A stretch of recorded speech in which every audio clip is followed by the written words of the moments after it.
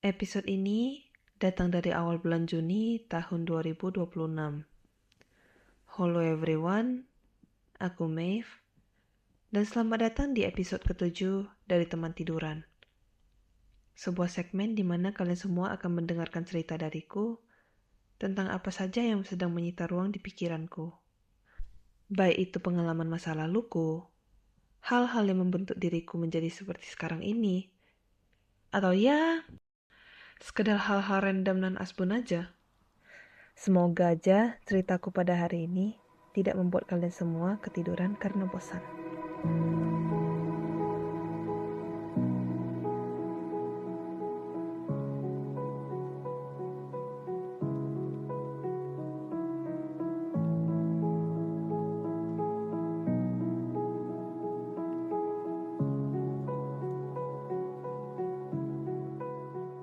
Hari ini kita mau ngobrolin sesuatu yang kedengarannya sederhana.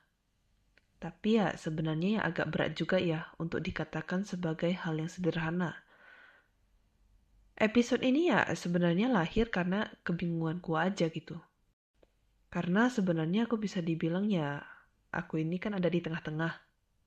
Kadang relate ke sisi kiri, kadang relate ke sisi kanan. Pengennya diakui di sisi kiri, tapi kebanyakan dianggap sebagai bagian dari sisi kanan. Dan itu rasanya tuh kayak sedikit krisis identitas juga gitu ya. Dan kalau kalian misalnya udah ngintip judul dari podcast ini ya kalian pasti heran sih kayak judulnya Strawberry. Ya tapi apa hubungannya strawberry ini sama krisis identitas yang gue bilang tadi tuh? Iya karena ya memang sebenarnya topik ini bukan tentang buah strawberry at the first place gitu. Ya aku sendiri suka banget sama buah strawberry.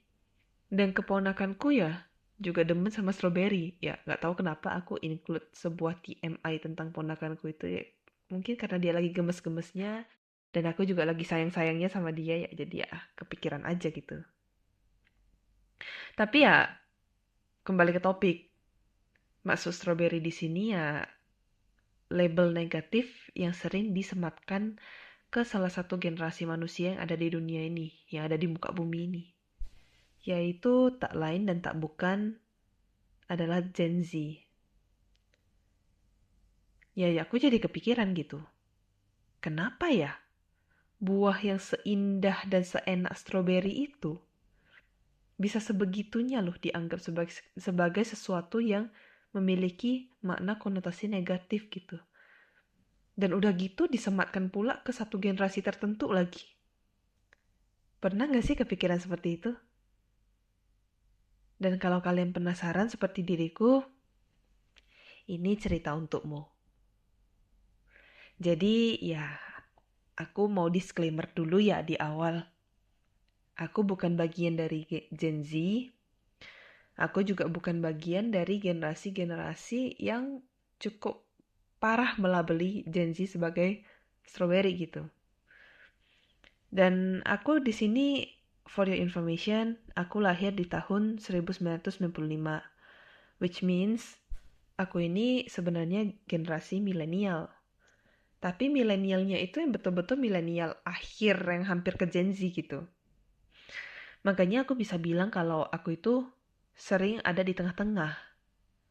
Karena ya, meskipun aku milenial, aku ini sering banget relate dengan apa yang Gen Z sering rasakan gitu. Dan bahkan kadang-kadang aku sering distigmatisasi, sering dianggap sebagai bagian dari Gen Z ketika dari tahun lahirku sendiri itu menunjukkan aku milenial gitu.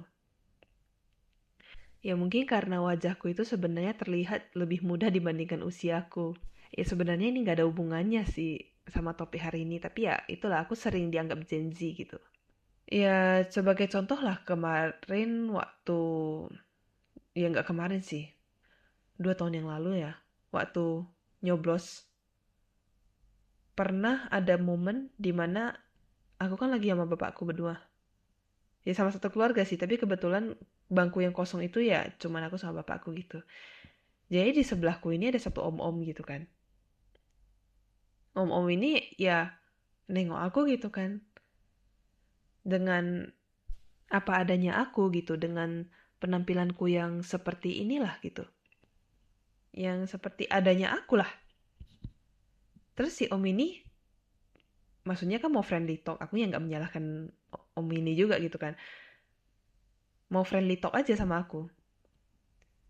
Dan pertanyaannya gini, kamu SMA di mana? Udah kelas berapa? Oh my god. Dan saat itu sebenarnya aku tuh lagi mau nyoba lanjut S2. Ya aku jawabin aja. Aku sebenarnya udah kerja, aku bilang gitu. Baru kaget sih Om itu. Ya tapi ya itu maksudnya poin utamanya ya karena muka aku ya terlihat lebih muda aja gitu dari usiaku yang sebenarnya gitu. Bahkan dulu nenek aku tuh ya pas masih sehat, dia tuh sering banget bilang mukaku itu kayak muka anak SMP. Ya mungkin karena aku bukan tipe orang yang suka makeup ya. Dan skincareku aja juga sabun bayi gitu. Dan bedak bayi. Karena kulitku sensitif, bukan karena pengen lebih muda gitu. Dan juga beberapa orang yang kutemui banyak sekali yang menganggap aku itu masih anak sekolahan. Ketika, ya aku anak sekolah juga, tapi S2. Ya, ya sekian lah tentang diri aku gitu kan. Ya, but anyways, di sini ya aku akan berusaha seempatetik mungkin ke Gen Z dan juga sembari memahami generasi-generasi yang di atasnya. Ya istilahnya ya mau berusaha lah untuk menjadi penengah gitu. Nah jadi apa itu mental strawberry sebenarnya gitu? Yang katanya generasi sekarang itu kayak strawberry gitu. Kalau kita lihat betul-betul buah strawberry itu kan di luarnya cantik tuh, bagus, bertekstur, tapi di dalamnya lembek.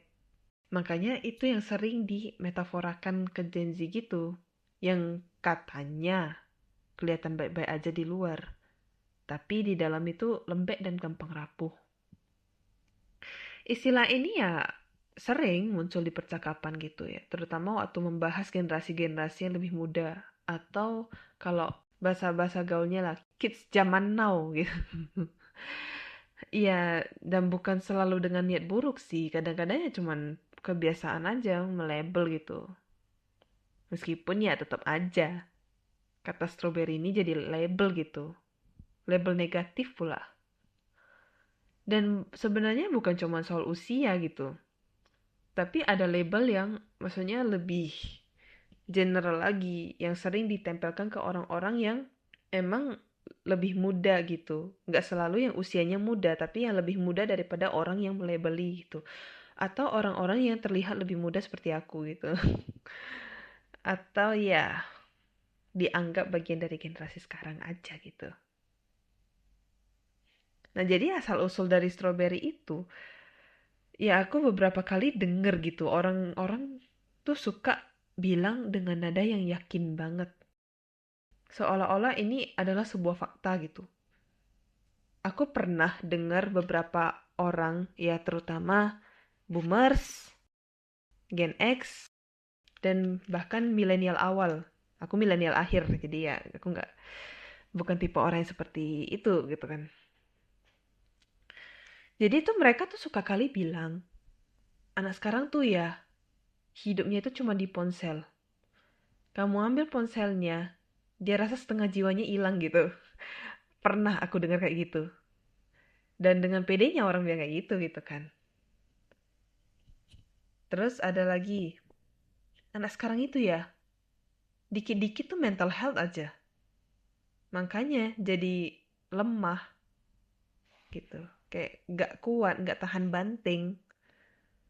Atau gini, anak sekarang tuh kurang di ospek ya, kurang ditatar. Sama orang yang lebih tua itu jadi kayak gak sopan gitu. Sering banget aku mendengar hal-hal yang kayak gitu gitu.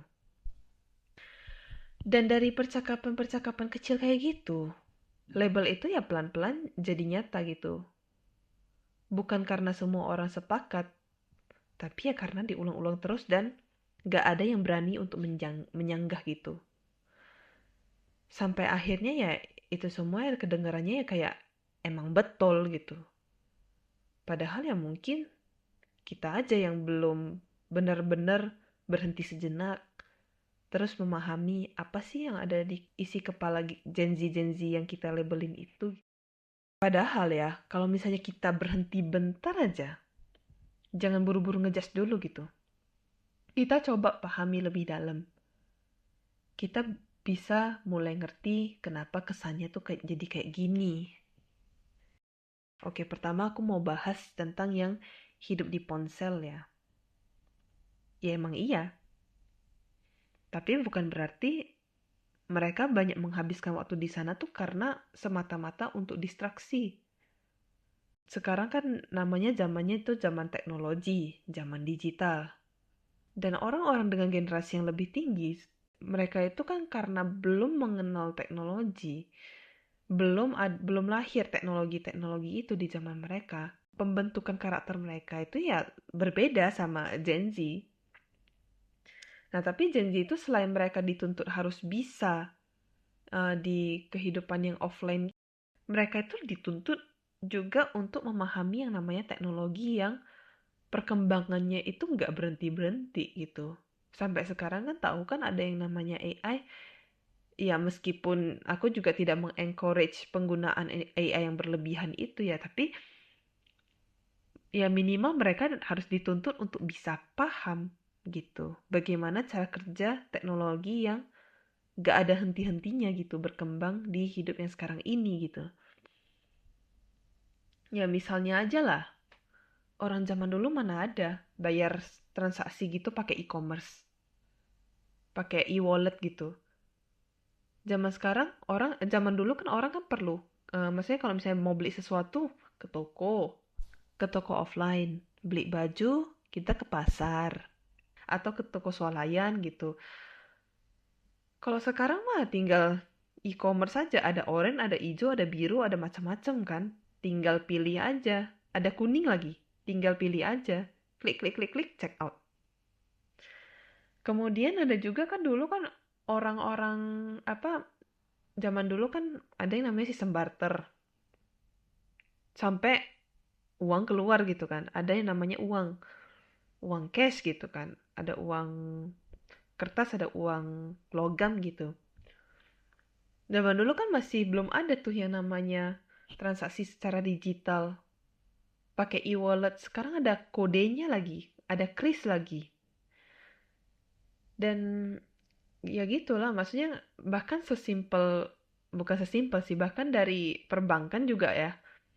Dulu mana ada orang yang kalau misalnya mau beli mata uang asing ya, harus ke money changer dulu kan dulu. Sekarang tinggal ada aplikasi yang bisa beli mata uang asing secara digital dan bisa langsung masuk ke tabungan kita juga gitu tanpa perlu kita ya tarik uang, kita ke money changer terus kita setor balik. Itu kan jauh lebih memudahkan sebenarnya gitu loh. Dan juga ya kalau apalagi ya lebih terasa waktu Covid gitu kan. Zaman dulu mana ada orang kerja duduk di depan laptop untuk meeting gitu. Ya maksudnya ada sih, tapi kan mereka pasti menggunakan sebuah wadah yaitu ruang meeting itu sendiri gitu. Zaman sekarang ya apalagi setelah COVID ya, meetingnya apa? Zoom, Google Meet, atau GoToMeeting. Ada banyak aplikasi-aplikasi yang bisa memfasilitasi itu dan Gen Z itu dituntut untuk paham itu gitu. Oke lah, dan juga yang hidup mereka di ponsel, yang hidup mereka di gadget, selain dari tujuan-tujuan memudahkan mereka untuk menjalani hidup, ya, kalau misalnya mereka gunakan gadget itu untuk metode distraksi, apa salahnya? Apa salahnya kalau misalnya itu jadi salah satu cara mereka berhenti sebentar dari rasa capek? Kayak mereka baru selesai, maksudnya pulang sekolah dengan les yang bertubi-tubi, atau mereka yang udah baru pulang kuliah capek, udah nugas mau kelarin skripsi lagi, bla bla bla bla bla bla. Dan kalau misalnya Gen Z yang deket-deket milenial ya, yang udah capek kerja gitu kan. Gen Z kan sekarang udah banyak yang kerja juga. Mereka tuh begitu pulang kerja capek butuh hiburan, apa yang salah dengan menggunakan gadget? selama menggunakannya itu untuk hal yang positif. Dan apa salahnya juga mereka menggunakan itu untuk mencari rasa ingin dimengerti. Apalagi ketika, ya nggak semua orang sih, di lingkungannya itu kebanyakan yang menstigmatisasi mereka sebagai strawberry itu gitu. Apa salahnya sih mereka mencari sebuah media untuk bisa dipahami? Dan nggak cuman Gen Z sih, aku yakin semua orang juga butuh rasa ingin dimengerti. Tapi ya bentuknya berbeda-beda aja. Ya bagi boomers, bagi Gen X, bagi milenial, dan bagi Gen Z atau bahkan Gen Alpha ya, cara mereka untuk bisa dimengerti ya beda gitu. Kalau misalnya orang zaman dulu itu tumbuh di lingkungan yang banyak komunikasi sosial, interaksi sosial, Gen Z itu lebih dituntut untuk bisa paham teknologi, bahkan keduanya. Jadi apa salahnya gitu selama itu hal yang positif. Selama mereka nggak buka judol, nggak buka pinjol ya, ya itu ya sah-sah aja menurutku sih.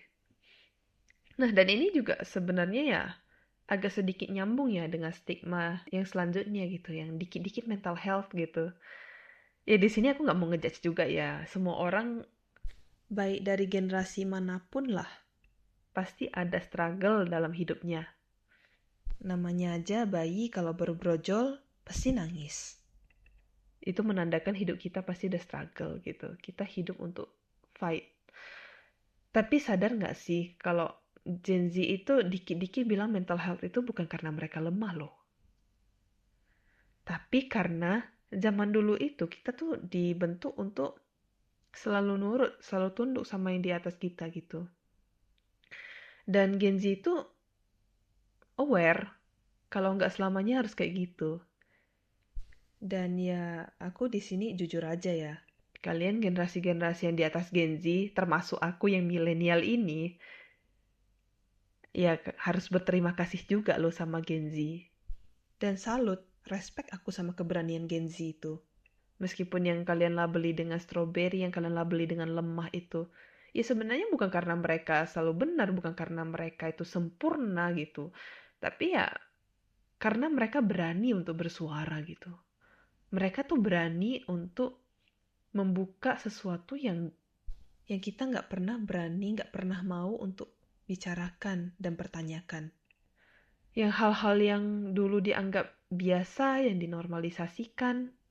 Padahal sebenarnya kalau dipikir-pikir lagi, apalagi kalau kita lihat dari berbagai sisi, berbagai kacamata, ada yang nggak beres. Sebagai contoh, dulu itu kan kita itu kan sangat mengagung-agungkan yang namanya parenting VOC. Ya katanya biar anak kuat, biar anak takut sama orang tuanya, biar anaknya nurut. Yang kadang-kadang bahkan orang menganggapnya makin keras, makin VOC parenting itu nanti anaknya bakalan tumbuh jadi lebih berbakti. Bahkan jadi lebih kuat, lebih tangguh menghadapi kehidupan gitu. Tapi ya ternyata kalau misalnya terlalu keras pun, itu nggak akan baik juga untuk mental anak gitu. Ya aku ya maaf ya, aku terdengar seperti curhat karena aku juga low-key bisa dibilang salah satunya. Ya karena parenting VOC yang terlalu keras itu atau tiger parenting yang terlalu keras itu ya bisa meninggalkan luka yang nggak kelihatan. Dan meskipun kita dituntut untuk menurun, itu bukan berarti hilang gitu. Itu akan lebih parah lagi karena itu akan masuk ke alam bawah sadar kita gitu. Jadi jangan heran sebenarnya kalau anak-anak Gen Z itu ya biasanya didikannya boomers ya.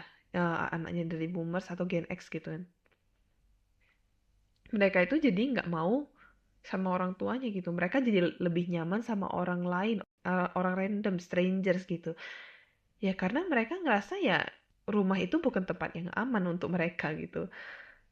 Apalagi kalau misalnya parentingnya udah VOC, terus anaknya dianggap investasi lagi sama generasi di atasnya itu, terus dituntut untuk bisa jaga mereka pas mereka tua gitu. Padahal pas kecilnya terlalu dikerasin. Atau kalau misalnya melawan dikit itu langsung dilabelin durhaka gitu. Maksudnya semata-mata biar anak diem dan nurut gitu kan. Tapi mereka menolak untuk dibilang zolim masalahnya. Karena udah sebegitunya mempengaruhi mental si anak gitu kan. Dan itu awareness yang betul-betul aku salut sih sama Gen Z yang bisa menyuarakan itu gitu.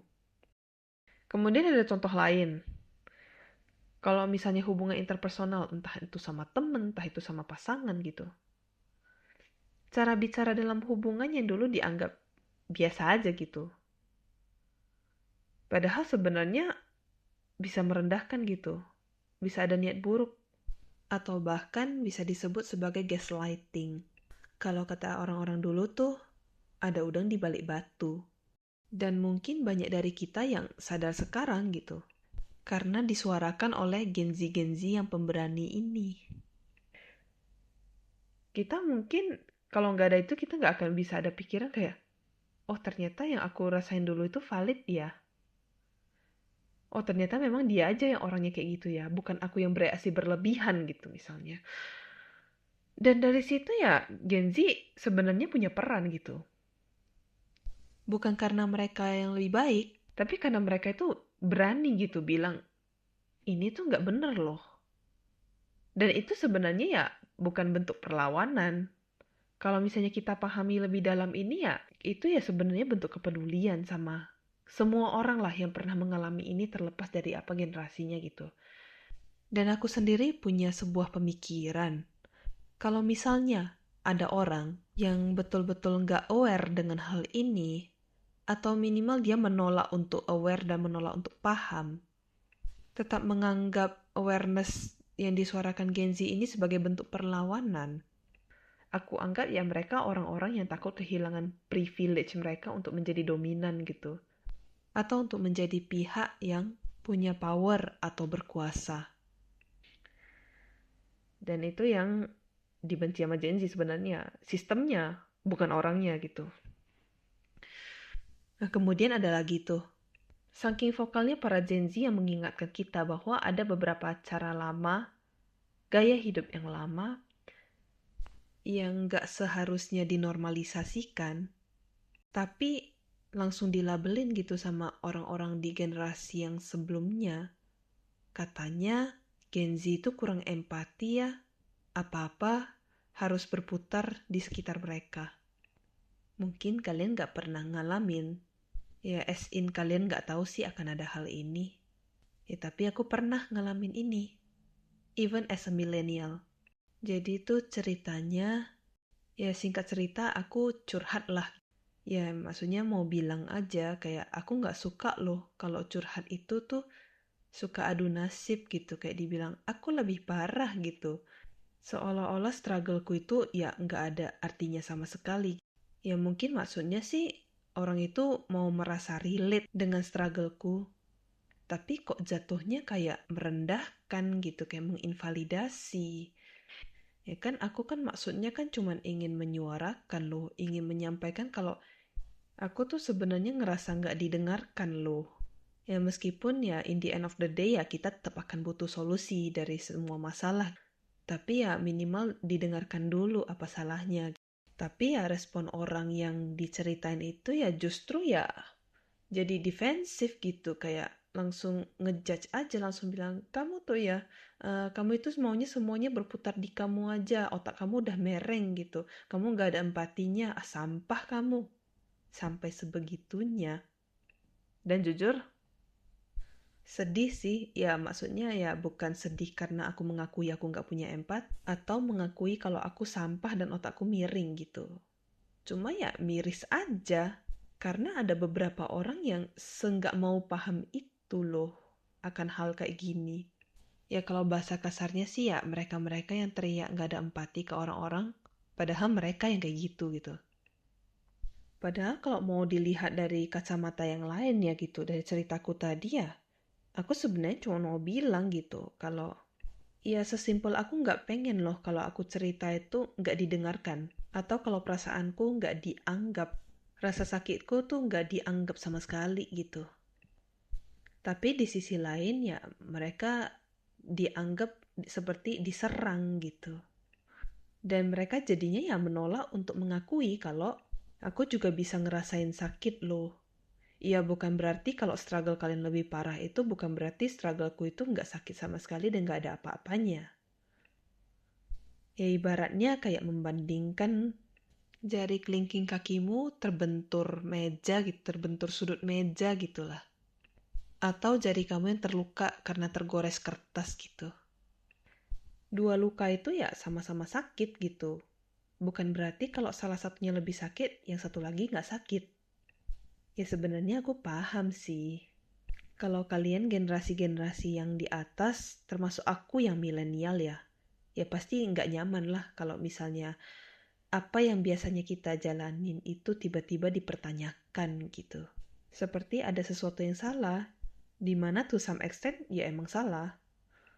Tapi di sini ya niat para Gen Z menyuarakan itu ya bukan untuk menyerang atau untuk menyalahkan.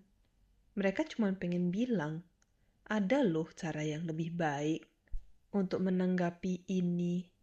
Nggak perlu sampai defensif, apalagi sampai ngata-ngatain hal yang menyakitkan. Generasi apapun itu, kita nggak boleh ada niat untuk menyakiti orang lain. Apalagi sampai betul-betul nyakitin, baik dari lisan maupun tindakan. Toh tujuan hidup kita kan sama. Kita sama-sama tuh pengen dunia itu jadi lebih baik. Kita pengen hubungan antar manusia ini pun jadi lebih baik gitu. Dan nggak lekang meskipun zaman akan terus berubah. Ya cerita perubahan zaman ini ya ada lagi nih label yang sering disematkan ke Gen Z. Gen Z ini kok banyak yang nggak sopan ya? Pasti mereka kurang ditatar, kurang dikerasin. Dan sekali lagi ya, kalau mau aku bilang ya itu sebenarnya bentuk awareness dari Gen Z gitu, akan hal-hal yang seharusnya nggak dinormalisasikan itu. Ya karena mereka merasa bentuk ditempa, quote-unquote ditempa sekarang itu udah beda gitu. Kan seperti yang aku bilang tadi, kalau zaman dulu tuh orang-orang dibentuk untuk bisa lebih menonjol di skill yang di luar yang offline gitu. Kalau Gen Z harus lebih memahami dua-duanya gitu. Nah, kalau misalnya zaman dulu tuh orang-orang hidup dengan menganut nilai di mana obedience is key gitu. Semakin bisa kita submisif, semakin bisa kita diam, semakin bisa kita tahan, hidup akan lebih damai, hidup akan lebih baik gitu. Tapi ya sekarang nggak lagi tentang itu gitu. Tapi ya menurut Gen Z ya, dan sebenarnya to some extent gue setuju, aku nggak 100% membenarkan ya. Kita minimal harus bisa berani untuk mengakui gitu. Kalau misalnya ada sesuatu yang nggak baik-baik aja. Dan untuk bisa menyadari bahkan menyuarakan itu juga nggak gampang loh. Mengingat ya masyarakat kita udah tumbuh dengan nilai yang seperti itu gitu, yang dimana obedience is key itu gitu. Dan ya yang dimana menghormati itu berarti diam, menjaga hubungan itu berarti ya kita bisa self control, bisa menahan diri gitu. Dan terus out of nowhere ada yang bersuara gitu. Ya sebenarnya aku bisa paham sih kenapa beberapa dari kalian bisa merasa diserang gitu, quote unquote diserang sama pernyataan Gen Z yang niatnya itu cuman mau menyuarakan loh gitu. Dan yang bisa aku tanggapi di sini adalah ya semua karena zaman udah berubah, awareness akan hal-hal seperti ini ya udah banyak disuarakan gitu. Cara komunikasi pun sebenarnya udah banyak berubah juga. Karena memang ya sedinamis itulah masyarakat kita kan. Makanya sekarang kan psikolog-psikolog itu kan juga banyak yang menyuarakan tentang hal-hal yang seperti itu gitu. Ada yang mencoba menghargai orang lain tanpa harus menghilangkan suaranya sendiri gitu. Ada yang mencoba tetap jujur tanpa harus menyakiti diri sendiri gitu. Dan itu tingkah-tingkah Gen Z yang sebenarnya itu sering lah, karena itulah sering dipandang sebagai quote unquote kurang sopan, kurang etika gitu. Padahal ya itu tadi aku bilang, mereka tuh sama sekali nggak ada niat untuk nggak menghargai orang yang lebih tua dari mereka gitu. Mereka itu cuma pengen mengkomunikasikan loh. Mereka itu cuma pengen bilang mereka itu juga layak untuk dihargai sebagaimana seorang individu, seorang manusia yang utuh. Dan ini untuk kita semua ya, baik Gen Z dan juga gen-gen di atasnya ya. Kita semua pasti pernah dengar kan pepatah yang mengatakan hidup sampai tua, belajar sampai tua gitu. Kita sebagai manusia, baik dari generasi manapun itu ya memang sudah seharusnya belajar. Dan tentang hal-hal yang seperti ini pemahaman manusia, baik pemahaman ke yang lebih muda maupun ke yang lebih tua, itu bukan pengecualian. Dan kalau dipikir-pikir lagi sih, ini bukan tentang Gen Z ya, meskipun judul dari podcast ini kan Strawberry. Tapi ini tentang kita semua. Tentang gimana setiap generasi itu melakukan yang terbaik dengan apa yang mereka tahu saat itu. Ada generasi yang belajar untuk diam, karena itu yang membuat mereka aman. Ada yang belajar untuk bertahan, karena mereka gak punya pilihan lain. Dan sekarang ya, ada yang mulai belajar untuk speak up, tapi itu bukan karena ingin melawan, tapi karena ingin memahami dan dipahami. Dan semua itu valid, gak ada yang salah dengan itu. Ya karena ya tiap generasi memang punya cara bertahan yang berbeda-beda ya. Dan gak semuanya itu harus sama untuk bisa dianggap benar. Dan mungkin dari situ ya kita juga perlu belajar sih tentang sesuatu yang baru gitu. Yaitu tentang gimana cara menghargai gitu. Menghargai ya juga bisa berarti mendengarkan dengan sungguh-sungguh. Mengakui perasaan orang lain. Dan tetap jujur tanpa harus menyakiti. Dan menghargai itu yang gak harus selalu menghilangkan suara kita sendiri gitu. Dan kalau kita punya suara, bukan berarti kita gak menghargai. Mungkin itu yang sedang kita pelajari sekarang sih. Yaitu sebuah cara baru untuk tetap saling menghormati tanpa harus saling mengecilkan. Dan jujur ya sebenarnya perubahan ini ya namanya perubahan lah. Pasti gak akan pernah terasa nyaman gitu. Ya karena kita semua dibesarkan dengan cara yang berbeda-beda, dengan nilai berbeda yang kita anut. Dan ketika cara itu berubah sih rasanya seperti ada yang gak beres gitu. Seperti ada sesuatu yang familiar terus tiba-tiba dipertanyakan. Dan itu wajar. Sampai akhirnya kita pelan-pelan bisa ngerti gitu. Bahwa mungkin ini bukan tentang mengganti yang lama sepenuhnya gitu.